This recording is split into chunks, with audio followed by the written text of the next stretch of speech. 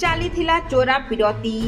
ସ୍ୱାମୀ ନଥିବା ସମୟରେ ସ୍ତ୍ରୀ କରୁଥିଲେ ପ୍ରେମିକାଙ୍କ ସହିତ ରାସଲୀଳା।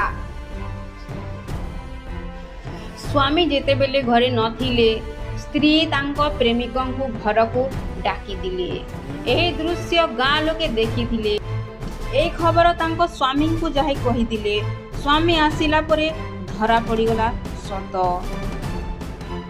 ଏମିତି ଏକ ଘଟଣା ଦେଖିବାକୁ ମିଳିଛି ଓଡ଼ିଶାର ବାଲେଶ୍ୱର ଜିଲ୍ଲାରେ। ଚାଲନ୍ତୁ ଜାଣିବା ଘଟଣାର ପୁରା ଖବର। ସ୍ତ୍ରୀର ପ୍ରେମିକା ସହିତ ଚାଲିଥିଲା ରାସଲୀଳା।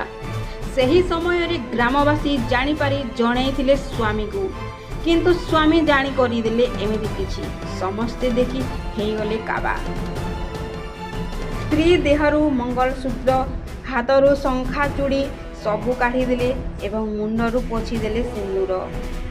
ସେହି ସ୍ଥାନରେ ଗାଁ ଲୋକଙ୍କ ଆଗରେ ସ୍ୱାମୀ ତାଙ୍କ ସ୍ତ୍ରୀର ପ୍ରେମିକା ସହିତ କରାଇଦେଲେ ବାହାଘର। ଚୋରା ପିରତି କରିବା ପଡ଼ିଲା ମହଙ୍ଗା।